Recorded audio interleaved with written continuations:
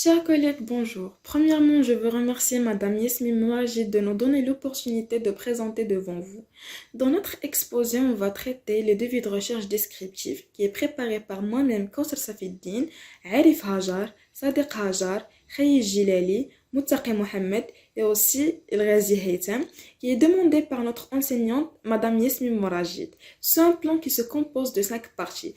D'abord, on va voir une introduction. Ensuite, le devis de recherche descriptive avec ces 3 types, l'enquête descriptive, l'étude descriptive simple et l'étude de cas. Et finalement, une conclusion sous forme d'un récap. Déjà, on a vu qu'est-ce qu'un devis de recherche. Les éléments constitutifs de devis de recherche sont oubliés, les types de devis. Alors, les étapes de processus de la recherche, il consiste 3 phases. La phase méthodologique, la phase conceptuelle et la phase empirique. Alors, par rapport à la phase méthodologique, il consiste un choix d'un devis. Qu'est-ce qu'un devis? Un devis de recherche, c'est un plan conçu en vue de répondre à des questions de la recherche ou à des hypothèses.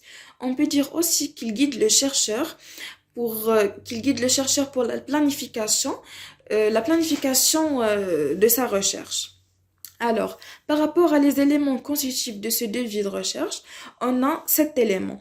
Les types de l'étude, le milieu, population, échantillonnage, les méthodes de collecte de données, l'analyse des données, considérations éthiques et le contrôle des variables étrangères. Et par rapport aux 3 types qu'on a déjà vus, on a l'étude descriptive et l'étude corrélationnelle et l'étude expérimentale. Mais nous, on va voir en profondeur dans cet exposé le premier type. Alors, comme définition, on peut dire que le devis descriptif sert à fournir un portrait précis des caractéristiques de personnes ou bien d'une situation ou à déterminer la fréquence d'apparition de certains phénomènes. Il satisfait donc les deux principes la description des caractéristiques et aussi d'une population, ou bien la description d'un concept relatif à une population. En ce qui concerne les types d'études descriptives, dans la deuxième édition, on a trouvé 3 types. L'étude de cas, l'enquête descriptive et l'étude descriptive simple. Mais dans la troisième édition, on a trouvé l'étude descriptive simple, l'étude descriptive comparative, l'enquête descriptive longitudinale et transversale et l'étude de cas.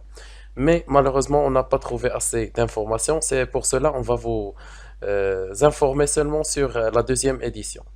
Pour l'étude descriptive simple, qui consiste à examiner les caractéristiques d'un échantillon, décrire un concept relatif à une population, recueillir les informations sur les caractéristiques de personnes ou de groupes, et la description des concepts conduit à l'analyse et la formulation des hypothèses.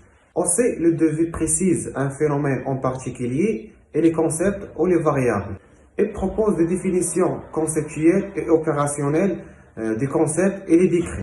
Et pour l'étude descriptive peut être comparative, s'il doit traiter les différences observées dans les concepts et les caractéristiques entre deux ou plusieurs groupes participants. Pour l'étude de cas consiste à décrire de façon détaillée et complète un phénomène et une entité sociale comme une organisation ou un établissement de cinéma ou de santé. L'étude de cas ne résume pas seulement sur la description, on donne comme un exemple une maladie rare, mais peut aussi vérifier l'efficacité d'un traitement thérapeutique.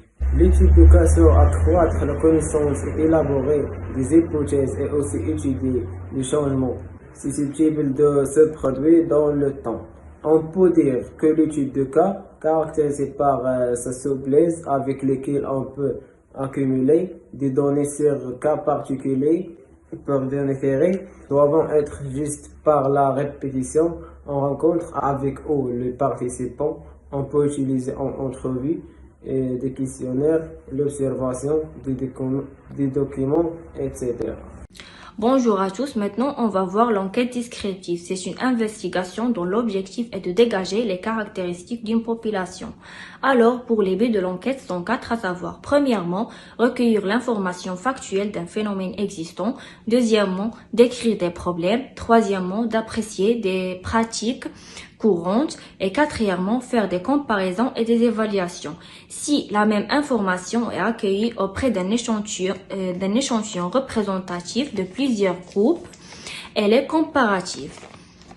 Si cette enquête est menée par des organismes gouvernementaux sur les habitudes, les croyances, les besoins et les comportements d'une population, elle est dite enquête de population. Il existe plusieurs méthodes d'effectuer l'enquête, à savoir les entrevues en face à face, au téléphone ou par un questionnaire.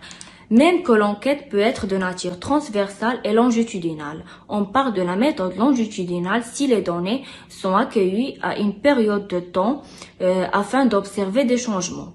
Et on parle de la méthode transversale si les données sont accueillies à un moment précis. Alors, on va conclure notre exposé par une petite récap. La recherche quantitative se répartit en trois grandes classes: la recherche descriptive, la recherche corrélationnelle et la recherche expérimentale. Dans notre exposé, on a examiné de quoi consiste la recherche descriptive. On a dit que le devis de recherche descriptive sert à répondre aux questions qui visent à décrire et faire un portrait détaillé sur un groupe de personnes. On a vu trois types de devis de recherche descriptive. Premièrement, l'étude descriptive simple, qui a pour but la description d'un phénomène ou d'un événement ou d'une population et qui sert à fournir les informations sur les caractéristiques des personnes. Deuxièmement, l'enquête descriptive qui se fait sous forme d'une investigation longitudinale ou transversale et qui sert à recueillir les informations sur les attitudes, les opinions d'une personne ou groupe de personnes. Finalement, l'étude de cas. L'étude de cas, c'est une description très détaillée d'un phénomène lié à une entité sociale.